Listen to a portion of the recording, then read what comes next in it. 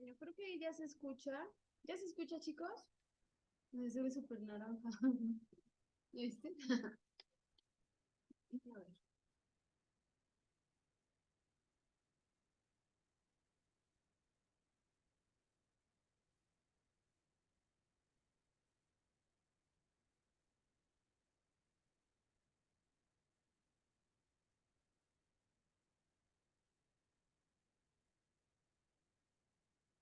Bueno, pues vamos a iniciar sesión. No se ha conectado nadie en línea, pero mientras empiezan a conectar, yo les quiero comentar acerca de la primera evaluación, ¿va? Yo tengo marcado en mi calendario, hoy es 21, ¿cierto? Dice aquí, último día para entrega de actividades en Moodle.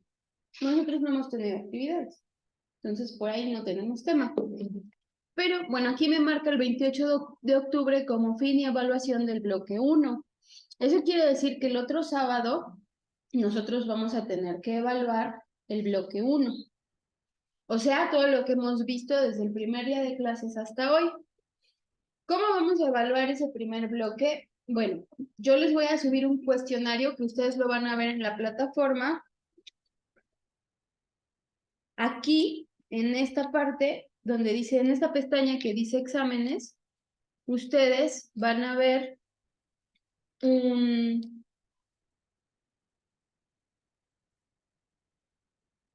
una pestaña que va a decir cuestionario de retroalimentación y esa va a ser tu evaluación. Va a ser muy fácil porque es de los puntos que nosotros hemos visto pues en el salón. Hasta ahorita, ¿qué temas hemos visto? Que algunos se han alargado más de una semana. Primero vimos la introducción a la administración, que vimos cómo la administración surgió en la prehistoria, cómo desde que los hombres vivían en las cavernas empezaron a organizarse y después con esa organización empezaron como a formarse las sociedades. Eso sería como el primer tema que vimos, la introducción a la administración. Este tema está colocado en la semana 1, pero lo vimos 2 semanas. Después vimos la importancia de la administración, las características de la administración y el origen de la administración. Vimos algunas escuelas administrativas. Conforme nosotros fuimos viendo cómo evolucionó la administración, vimos cómo surgieron algunas civilizaciones y cómo con eso, pues, se empezó a desarrollar la administración de una manera más científica, más estudiada, y fuimos viendo cómo con la revolución industrial, por ejemplo, el surgimiento de las máquinas, eso marcó una etapa muy importante en la administración y surgieron lo que nosotros conocemos como las escuelas de la administración. Entonces, bueno, en la semana 2 vimos la administración científica, también vimos la administración clásica o la escuela de la administración clásica y estábamos viendo estas diapositivas. ¿Recuerdan? Que son las escuelas administrativas, que hasta donde yo me acuerdo fue lo que nos quedamos viendo la semana pasada. No sé si ustedes se acuerdan. Que nosotros hablábamos, bueno, vimos la escuela clásica, la escuela científica, y aquí en estas diapositivas que vimos la semana pasada y esta, vimos como algunas escuelas administrativas, que está la escuela empírica, la científica, la clásica, la humano-relacionista, la estructuralista, la humano-conductista, la teoría decisional y la teoría de sistemas, que es lo que nosotros vamos a ver. Vamos a ver estas diapositivas. Entonces, en cuanto a la escuela empírica, nosotros ya habíamos hablado la clase pasada de qué es. ¿Qué se acuerdan ustedes que es la escuela empírica?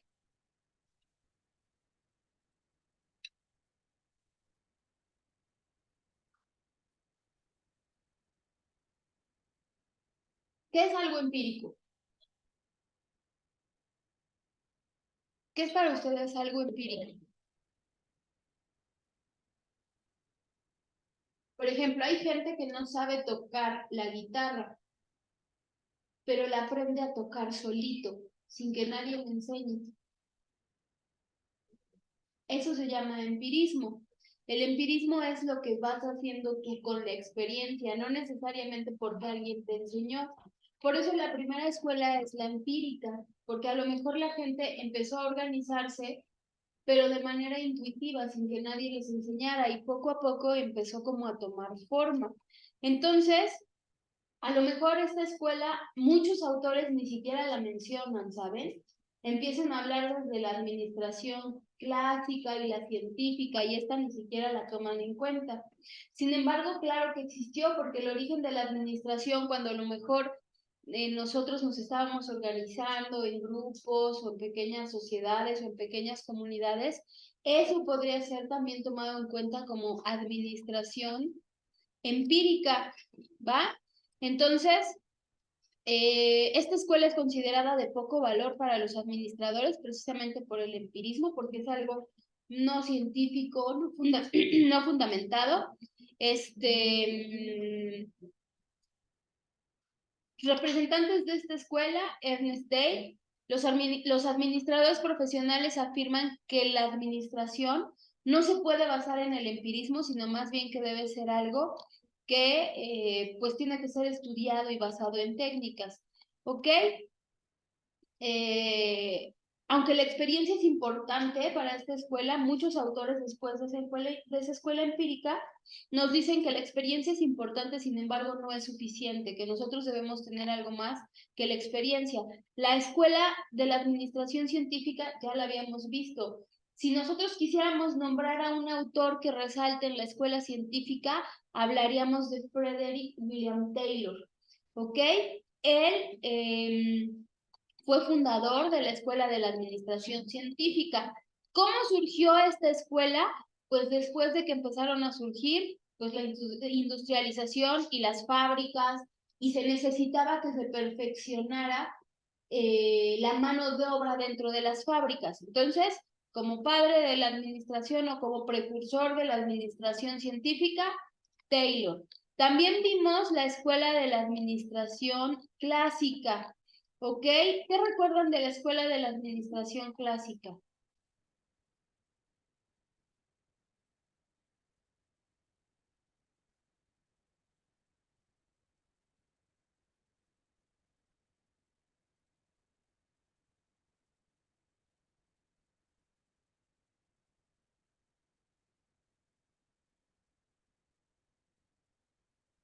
Es la Escuela de Administración Clásica o tradicional. Como precursor encontramos a Henry Fayol, ¿ok? ¿Quién es considerado el padre de la administración, chiquillos?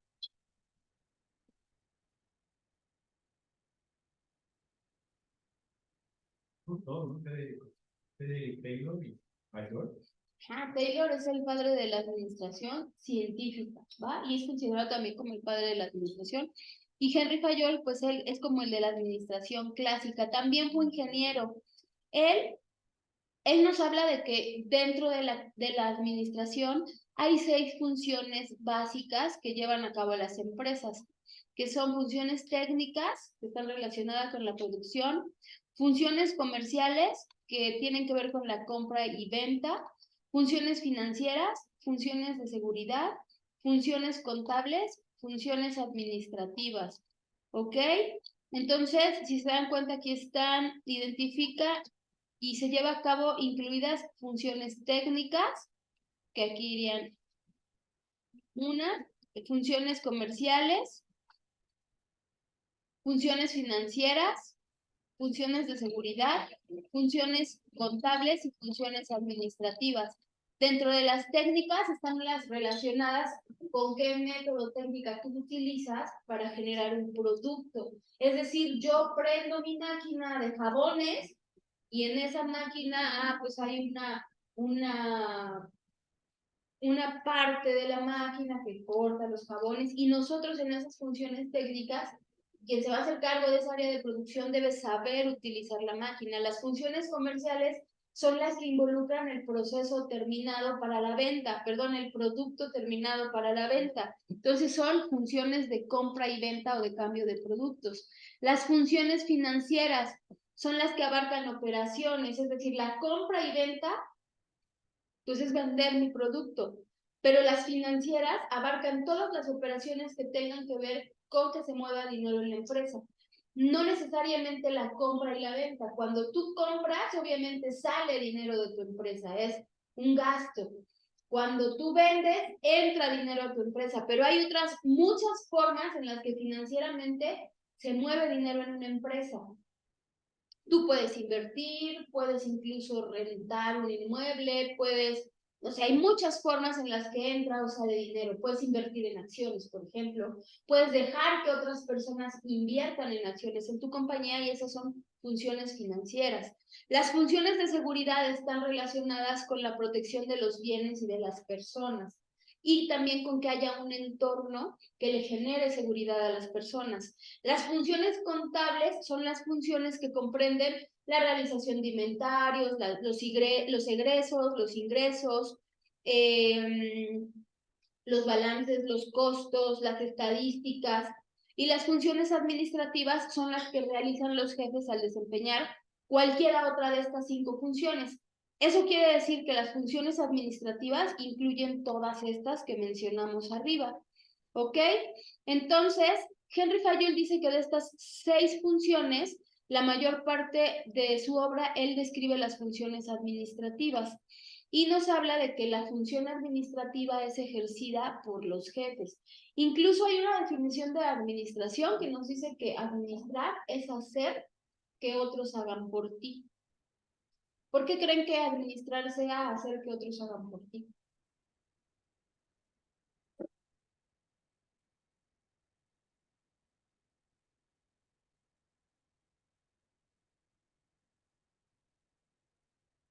Finalmente, lo que hace un jefe, ¿no? Alguien que tiene mayor jerarquía, no puede hacer el trabajo por solo, cuando puede delegar responsabilidades. Justo habla de delegar responsabilidades. Entonces, para Henry Fayol, el hecho de que haya esa división del trabajo y que haya una jerarquía superior, habla de que en el campo de la administración se empezaron a involucrar muchísimas más cosas que antes no se veían, como por ejemplo la comunicación organizacional, la importancia del perfil de puestos, la jerarquización, el diseño de un organigrama. Todo eso se empezó ya a ver de manera más estudiada, como fue avanzando la administración con la administración científica, por ejemplo. Entonces, por eso nos dice aquí que coordinar es un proceso armonizado que integra diversas partes de la organización para controlar y consiste en verificar que las cosas resultaron conforme a los planes. Entonces, Henry Fayol creó el primer modelo administrativo, después se crearon muchos otros, la mayoría de esos modelos se basaron en el modelo de Henry Fayol. ¿De qué nos hablaba este modelo? Pues de estas funciones, ¿no? Y de lo que era administrar, ¿ok? Los principios de la administración. Henry Fayol nos habla de que hay 14 principios que fueron de gran utilidad para aplicarlos durante muchos años, que él fue director de una compañía de acero y de carbón. Los principios enunciados por Henry Fayol en forma sintetizada son los siguientes. Para Henry Fayol es muy importante que exista una división del trabajo, porque, como yo les decía, a lo mejor antes, cuando existía la administración más empírica, no se tomaban en cuenta estos aspectos como importantes o ni siquiera se resaltaban. Conforme empieza a llegar y a haber más industria, y conforme empieza a haber a lo mejor más fábricas, más empresas, más industrias, lo que empieza a suceder es que se empieza a estudiar de manera más específica la administración. ¿Es una canica? Es de una pulsera. Empieza a estudiarse de manera más específica la administración. Entonces, Henry Fayol, ya viendo la administración como con un sustento científico, él empieza a desarrollar, por ejemplo, su modelo, y este modelo tiene 14 principios. Para Henry Fayol es muy importante que exista una división del trabajo. Esto se refiere a lo que decía, por ejemplo, hace rato Marco. A lo mejor el hecho de que nosotros dividamos el trabajo, lo que logra es que haya como mayor especificidad, como que las personas se vuelven expertas en su área. Entonces, bueno, es como ese punto de la división del trabajo. Y en este caso también la jerarquización, que también es importante, que nosotros nos demos cuenta que esa división del trabajo va dando jerarquías y va generando niveles de autoridad, que va de la mano la división del trabajo con el siguiente punto, que es precisamente la autoridad, y es que dentro de una organización, si nosotros dividimos el trabajo, pues debe haber la persona que pueda ser esa guía o ese líder que vaya delegando las responsabilidades. Con esto también se ve que si tú divides el trabajo, pues obviamente es más fácil que se logre el objetivo. Para ello debe haber un líder, alguien que te guíe. Consiste en el derecho a mandar y poder exigir obediencia. Así lo decía ese principio. Quien tiene autoridad adquiere por consecuencia responsabilidades. Nos habla también de la importancia de la disciplina y nos habla de que la disciplina es obediencia y respeto por las normas establecidas. Es necesario que haya disciplina en una organización y debe ser mantenida preferentemente mediante liderazgo. Otro principio es la unidad de mando. Cada persona debe recibir órdenes de un solo jefe. ¿Han oído de la duplicidad de información? ¿Quién ya trabaja? Más que trabaja. ¿Tú trabajas por tu cuenta? ¿Tú trabajas por tu cuenta o trabajas para...? No, para el patrón. Ah, ok. Entonces, ¿te ha tocado tener dos patrones al mismo tiempo? Sí. ¿Y que uno te diga una cosa y otro te diga otra? No. Sí, a ti sí te ha tocado, a mí sí me ha tocado. Y entonces eso es la duplicidad de información, por eso es la unidad de mando. Para Henry Fayol nos dice que cada persona debe recibir indicaciones de un solo jefe. Y obviamente en ese sentido hace hincapié en la comunicación organizacional. ¿Por qué? Porque al haber jerarquías, y obviamente si hay una jerarquía, obviamente con la escuela científica, pues se empezó a sistematizar, por ejemplo, tuvieron un organigrama, tuvieron una jerarquía y empieza a surgir todo esto. Entonces, si este es el lugar del jefe, y aquí abajo hay otras personas, que a lo mejor aquí hay quien tenga el mismo nivel jerárquico, pero todo esto de hacer un organigrama, de hacer un perfil del puesto, de delegar responsabilidades, pues surge precisamente con esta escuela. Es como el principio. Y entonces, obviamente, el jefe va a delegar allá abajo. Para que esto suceda, debe haber algo que se llama comunicación organizacional. De tal manera que este jefe va a dar las instrucciones a este jefe, y entonces a lo mejor este de abajo tiene otros subordinados, y este tiene otros subordinados, y este a su vez a lo mejor tiene, no sé, 3, y a lo mejor este a su vez nada más tiene 1. Y entonces la comunicación organizacional debe ser ascendente y descendente. ¿Ok? Sin embargo, esa unidad de mando, que una persona debe recibir información o indicaciones de un solo jefe es importante. A mí sí me ha pasado que tienes dos jefes y uno te dice una cosa y otro te dice otra, y tú ni siquiera sabes qué hacer, ¿no? Y la pregunta es, ¿a quién le hago caso? Entonces, en este sentido empieza a surgir también la importancia de la comunicación organizacional. Este jefe comunica a estos y estos a su vez le comunican a estos, a quien le toca a y a quien le toca, que serían estos dos. Se empiezan a estructurar los organigramas como los que conocemos. Ya después empiezan a surgir muchísimas otras más cosas, como el perfil de puesto, como el programa, como todas esas cosas que ya nosotros iremos viendo más adelante, las verán en otras materias. Pero ¿qué pasaría, por ejemplo, si está el jefe y este es el área, no sé, de producción? Y en el área de producción está, ¿qué se les ocurre que hagamos? Vamos a hacer almohadas, ¿no? Entonces está quien hace las fundas y está quien rellena las fundas. Al final son la misma área, los dos producen, por eso dependen de este departamento. Y a lo mejor en el mismo nivel jerárquico, pues está el de ventas.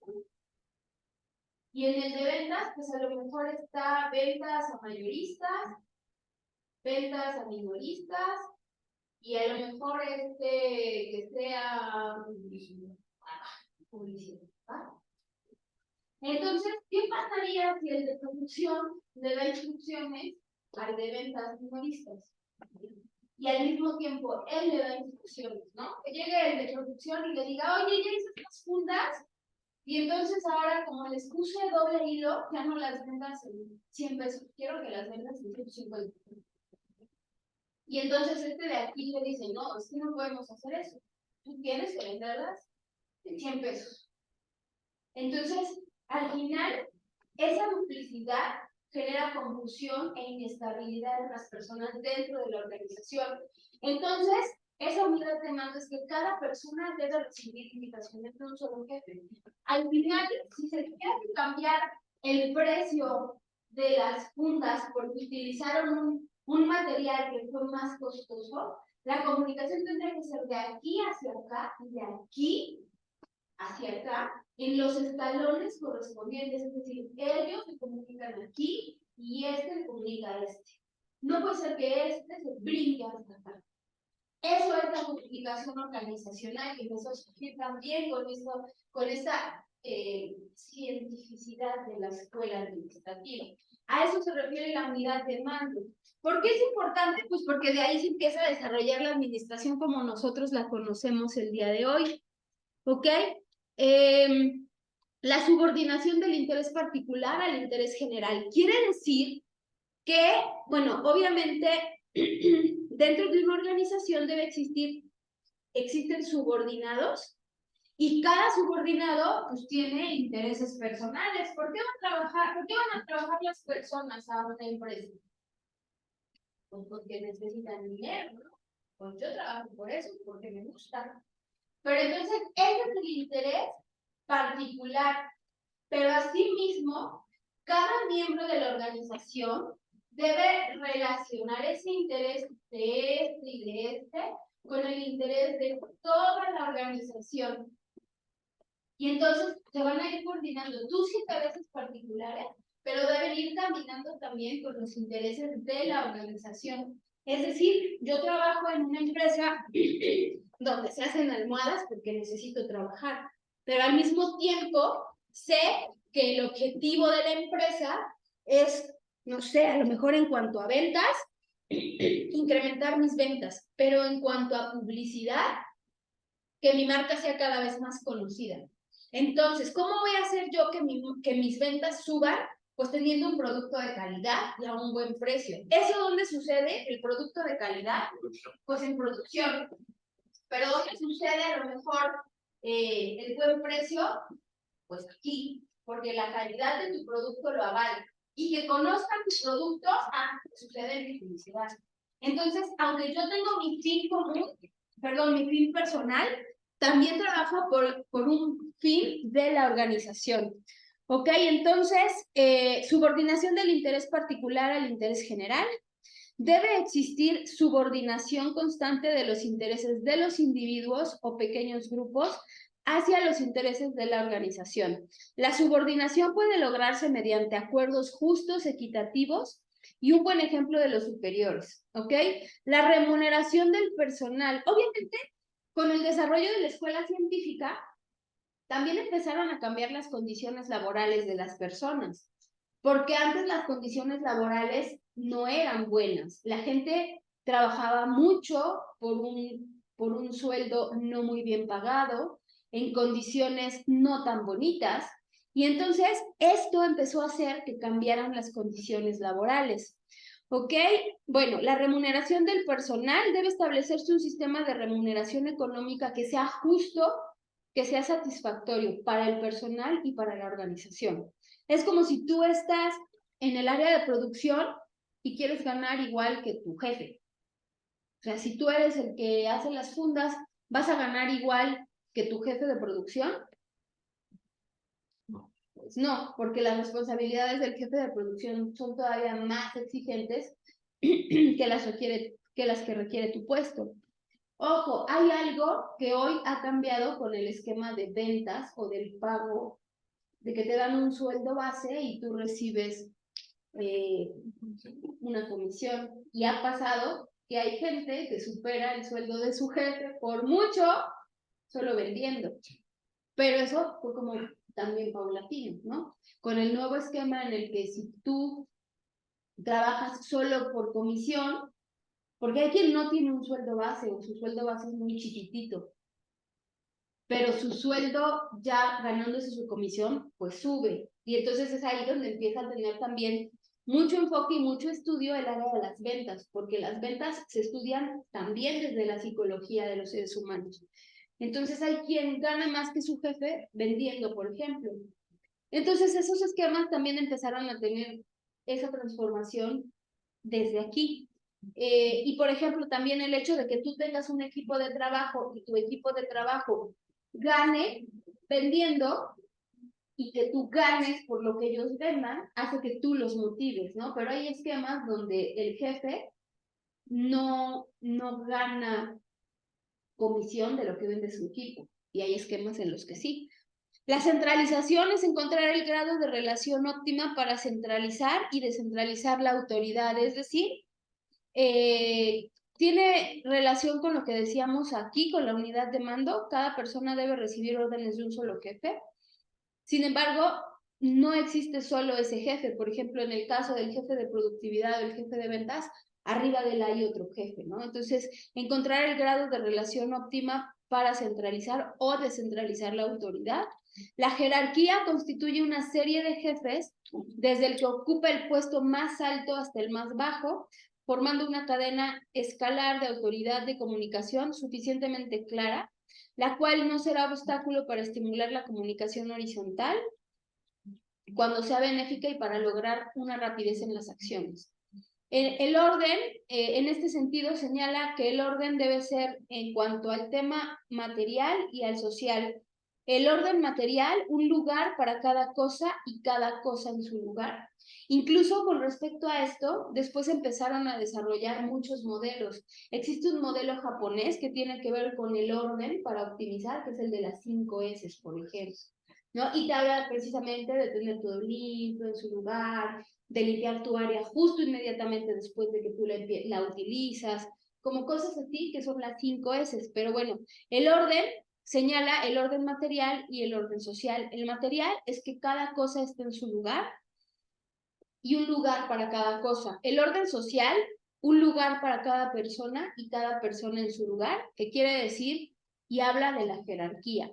La equidad será el resultado de combinar la bondad y la justicia, y esto habla de cómo se trata el personal.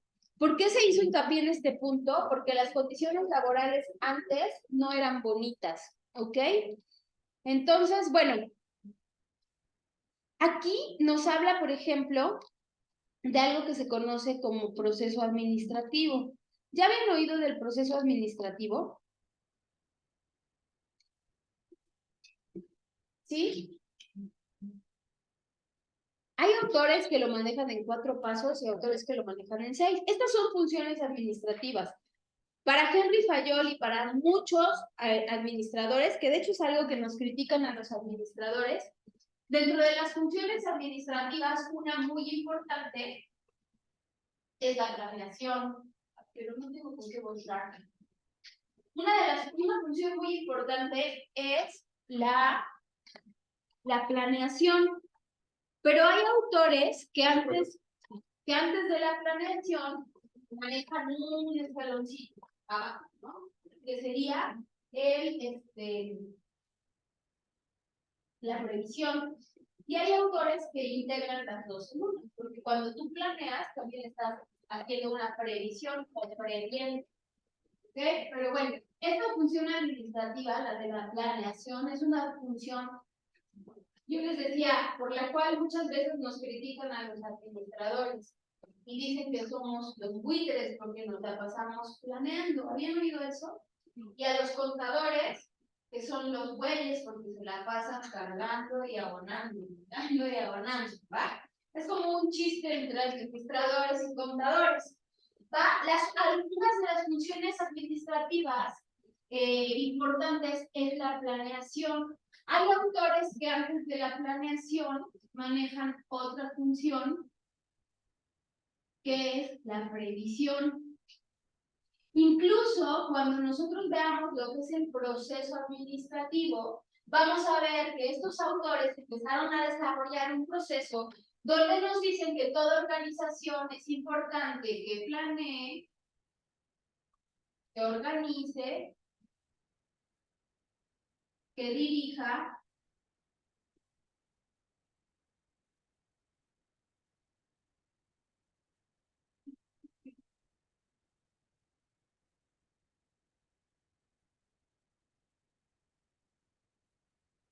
que controle. ¿Va? Entonces así sería, bueno, aquí sería planeación, organización,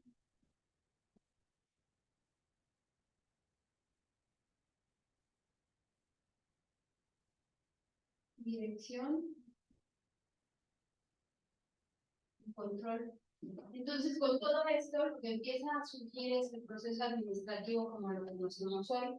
Y muchos autores lo empiezan a desarrollar. La planeación es algo importante para dentro de una organización.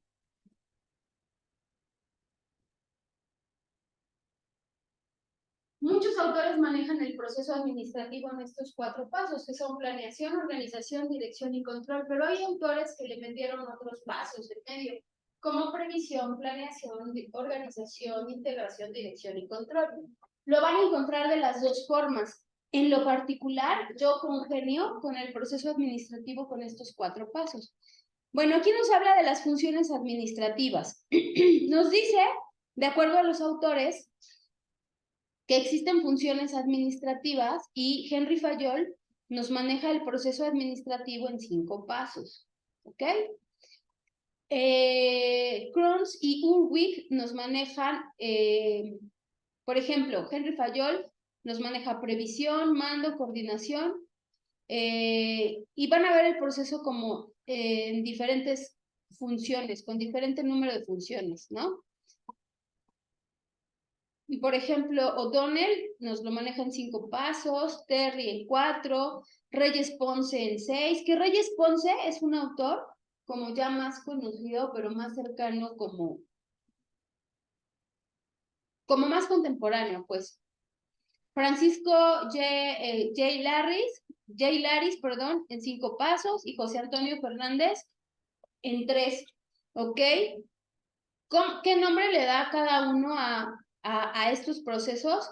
Pues para Henry Fayol es la administración industrial y general, para Kunz y Urwig son los elementos de la administración, para Kunz y O'Donnell es administración, para George Terry son los principios de la administración, para Reyes Ponce administración de empresas, para Laris y Casillas, administración integral, y para José Antonio Fernández, proceso administrativo. ¿Ok? Dice aquí, los términos de mando y ejecución equivalen a la dirección, que si ustedes ven, aquí, por ejemplo, tienen mando y tienen ejecución. Los vamos a ir viendo como para que no les genere como revoltura en la cabeza, ¿va? Dice, varios autores designan la agrupación de previsión y planeación como planeación, que es lo que yo les decía. Hay autores que manejan antes de la planeación, manejan uno previo, que sería, para la redundancia, sería la previsión. Pero obviamente hay quien argumenta que cuando tú estás haciendo esta previsión, tú también estás planeando.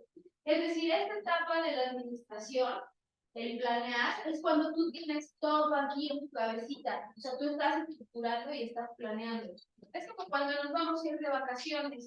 Y antes de irte a vacacionar, tú piensas a dónde vas a ir, por dónde te vas a ir, cuánto dinero tienes, por qué carretera, si vas a pagar autobús, si vas a pagar casetas, si te vas a ir en coche, vas a pagar gasolina. Es decir, la planeación sucede aquí adentro. Hay quien nos maneja previsión y planeación y hay quienes engloban estos dos en uno y al final sigue siendo planeación, ¿va? Y hay quien, por ejemplo, tiene integración, organización, dirección y control, pero siguen integrando igual dos en uno.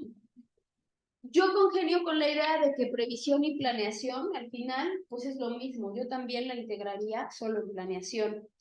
Organización e integración, como dice ahí, lo integran solo en organización y dirección y coordinación o dirección y control solo en dirección. Por eso se van a dar cuenta que hay uno que tiene más pasos que otros dentro de estas funciones de la administración o este proceso. Entonces hay quien aquí abajo le pone la integración.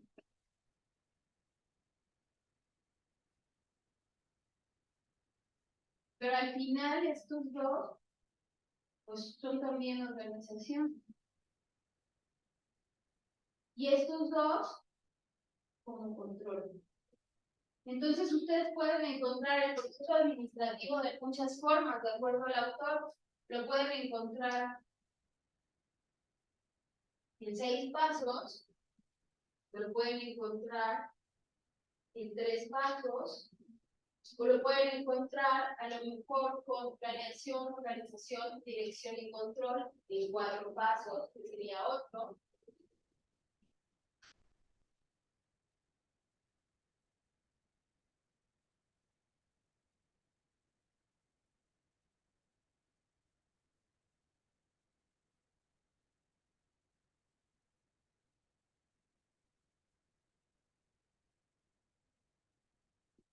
Y de acuerdo al autor lo van a encontrar de muchas formas. A mí, ¿cuál me gusta más?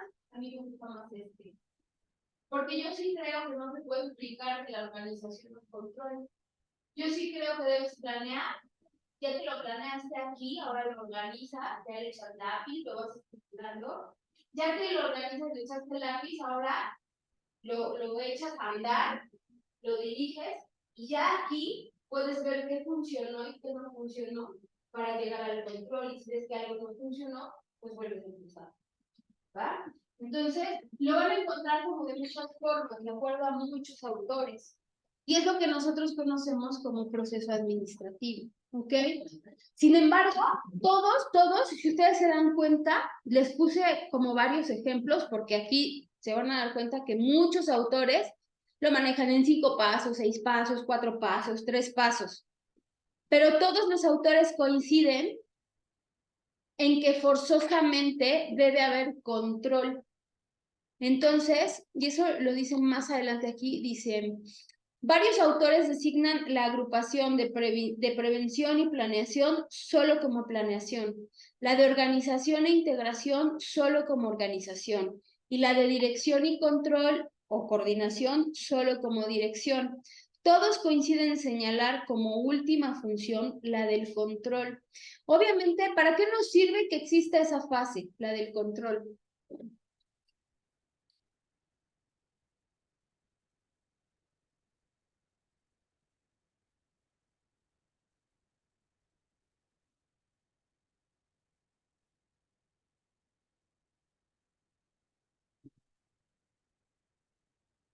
Bueno, es para mejorar, ¿no? Porque lo que no se mide no se controla y lo que no se controla no se mejora.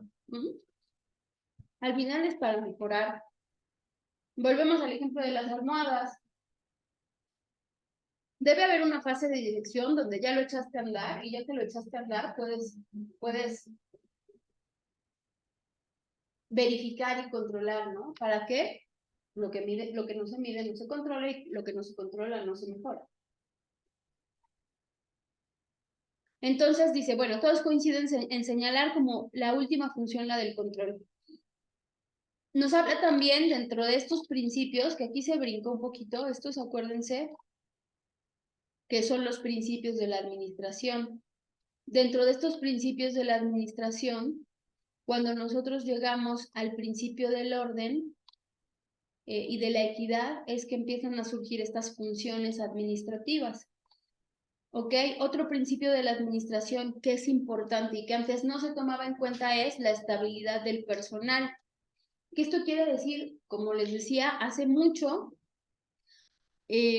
las condiciones en las que trabajaban, pues no eran condiciones laborales ni siquiera. Entonces, este principio habla de brindar la oportunidad a las personas de demostrar que pueden desempeñar un buen trabajo y, en cuanto sea posible, deben preocuparse por darle la seguridad de su permanencia y de que es estable en la organización. ¿A quién le ha tocado trabajar por contrato? ¿O tú ya has trabajado? ¿En qué trabajas? Ahorita me encuentro en una escuela, pero cuando trabajaba como de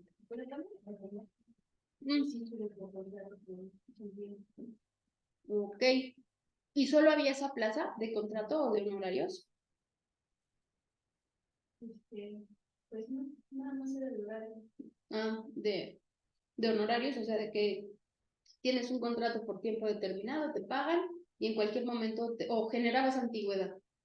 No, bueno, de hecho, supuestamente trato de contratar de 3 meses. Yo tengo que tomar la decisión de pedido. Ok. Ok, ahorita les digo por qué les pregunto eso. Tú, Marco, ¿cómo estás trabajando? Contrato por tiempo indeterminado. Sí. ¿Qué te genera a ti saber que tu contrato está por tiempo indeterminado? Las prestaciones, no cobren,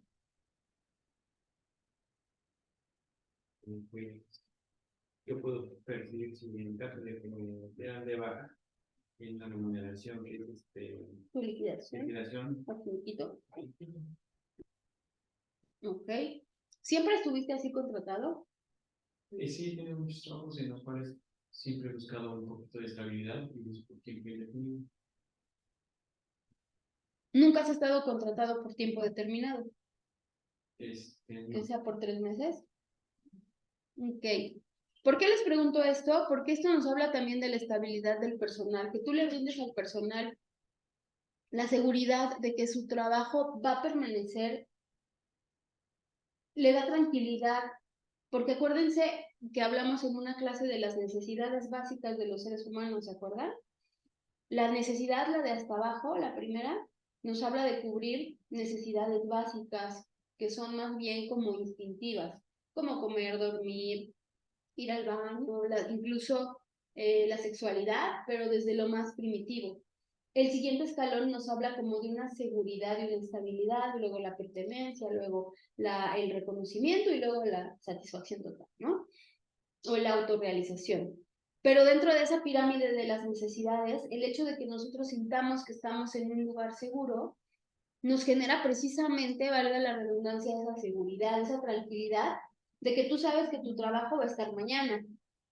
Si tú firmaras contratos por 3 meses y por 3 meses y por 3 meses, eso te generaría inestabilidad laboral, porque de alguna manera si a ti te renuevan tu contrato cada 3 meses y cada 3 meses y cada 3 meses, al final tú sabes que no estás haciendo antigüedad.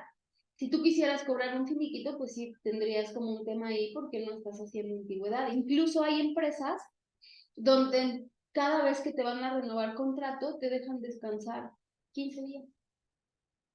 Y obviamente en esos 15 días que tú no te presentas, y vuelves a renovar tu contrato, o sea, no tienes continuidad en tu contrato, solo por esos 15 días. Obviamente eso te quita como mucha estabilidad en cuanto a prestaciones, vacaciones, liquidación, muchas cosas. Y eso genera inestabilidad y hace que las personas no trabajen de manera adecuada. Y otro principio, pues, es la iniciativa. Dice, es concebir y ejecutar cosas. Los dirigentes deben estimular la iniciativa de los subordinados para que las ideas que genera el personal puedan, en su caso, ser utilizadas en la solución de problemas comunes. La iniciativa es un poderoso estímulo que motiva a las personas a cooperar en el éxito de la organización y es fuente de satisfacción humana al permitir al trabajador ver sus ideas puestas en práctica. ¿Ok, chicos? Hasta aquí, ya son 10 para las 3. De la clase de hoy, ¿qué les gustó y qué no les gustó?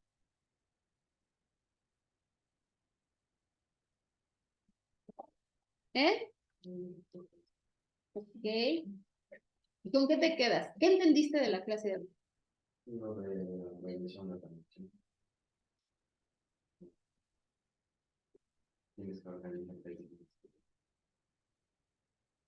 ya sé.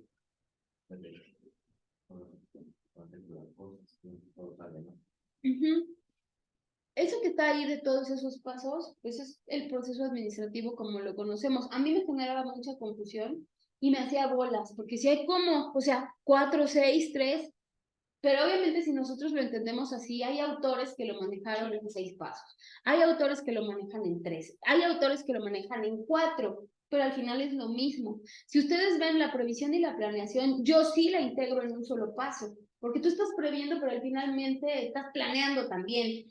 Tú estás organizando y finalmente yo no le pondría la integración, aunque ellos hablan de que tú primero organizas y después integras todo eso que organizaste. Yo también lo englobaría en un paso. Por eso les decía, si a mí me preguntan cuál me gusta más, a mí me gusta más ese de los 4 pasitos, ¿no? El de planeación, organización, dirección y control. Siempre es importante el control. ¿Por qué? Pues porque obviamente es cuando tú te das cuenta que estuvo mal. Y si tú quieres, por ejemplo, incrementar tus ventas y no tienes un control de calidad, por ejemplo, ¿cómo los vas a incrementar? Creo que es el que más me gusta, como les decía. ¿Cómo empezó a surgir todo esto? ¿Se han dado cuenta cómo paulatinamente hemos visto desde la época del cavernícola hasta, a lo mejor hasta la escuela científica, cómo fue evolucionando la administración? Obviamente el hecho de que surgieran las máquinas,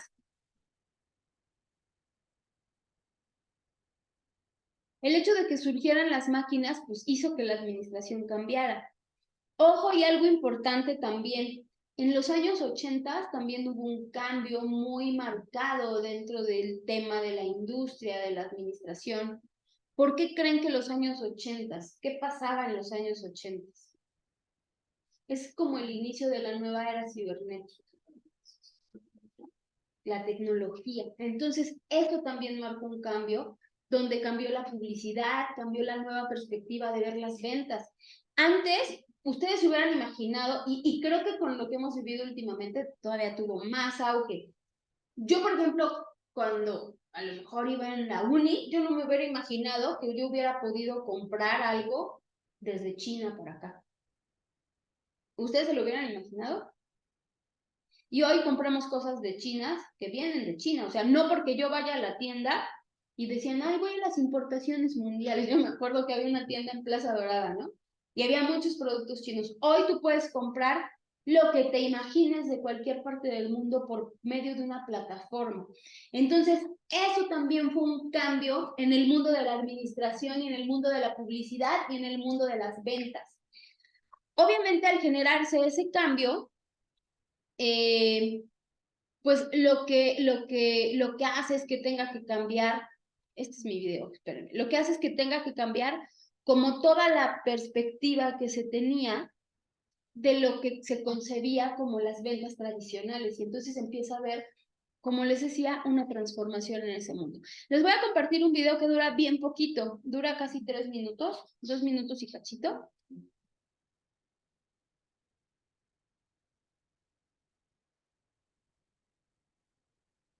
Necesitamos más.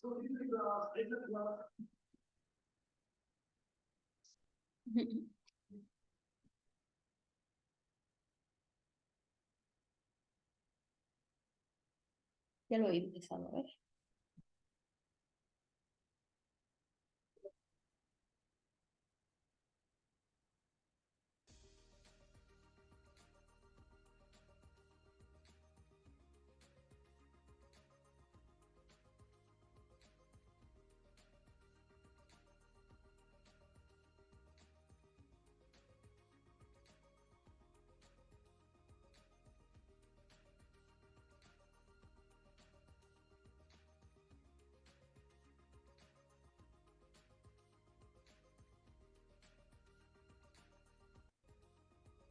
Si se dan cuenta, aquí en el video nos muestra lo que estábamos mencionando hace ratito.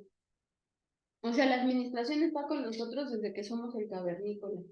Desde cómo empezamos a pensar en que nos debíamos agrupar y que a lo mejor éramos ante un animal inmenso, nosotros éramos más pequeños. Pero cuando nos empezamos a agrupar y nos dimos cuenta que a lo mejor si éramos muchos podíamos más, y nos agrupamos en comunidades y nos dimos cuenta que teníamos más posibilidad de sobrevivencia si nos reuníamos. Entonces, la administración existe desde que somos cavernícolas. Entonces, la administración es muy antigua. Nos habla aquí cómo nos dimos cuenta cuando tú empezabas a sembrar y a cosechar. Es decir, la agricultura marcó un cambio para la evolución de la administración. Y así como ese suceso, pues hay muchos otros. Por ejemplo, aquí vemos cómo están sembrando y cómo están cosechando.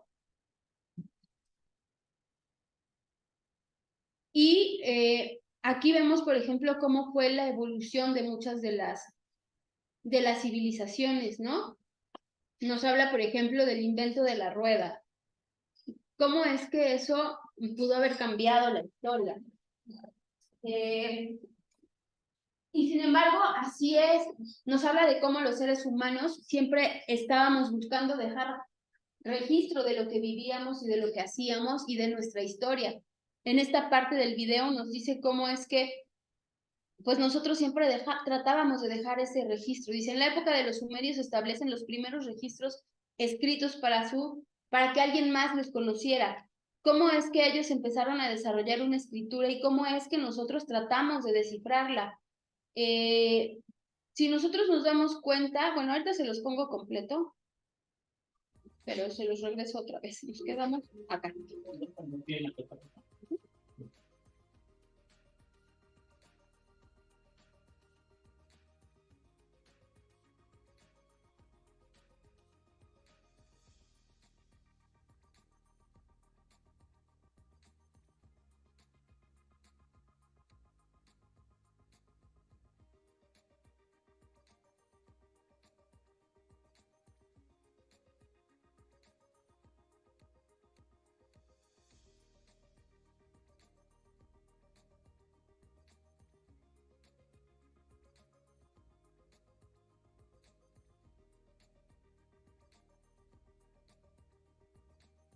En China fue donde se empezaron a incorporar principios como planificación, como dirección y como control, que es lo que nosotros conocemos como el proceso administrativo. Esto nos habla de cómo pasaban, porque si se dan cuenta, el mundito va girando. Entonces aquí nos habla de cómo la administración en diferentes puntos del mundo fue como tomando forma y fue desarrollándose. Y a lo mejor aquí te das cuenta, ¿no? En China, y nos habla de los años, ¿no? Año 100 antes de Cristo. ¿Qué es lo que pasaba? Se construyó una guía que establecía los deberes de los sirvientes, es decir, los chinos ya hacían como esa jerarquía, que yo creo que es muy clasista, ¿no? Que estuviera como la clase social de los sirvientes y cuáles eran los deberes de los sirvientes. En el 551 a.C., Confucio establece las primeras bases de la organización y el buen mandato, que es como eso que nos dice cómo debemos mandar, a eso se refiere, ¿va?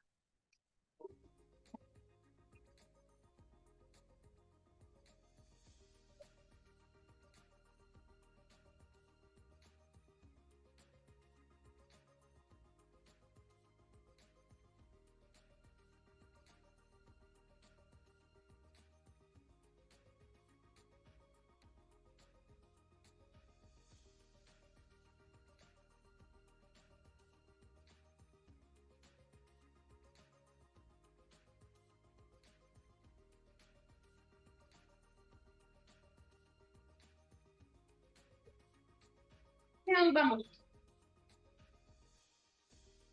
Vale, chicos, lo dejamos aquí. Nos vemos el sábado, ¿va? Sí. Y el sábado ya van a poder ver el cuestionario.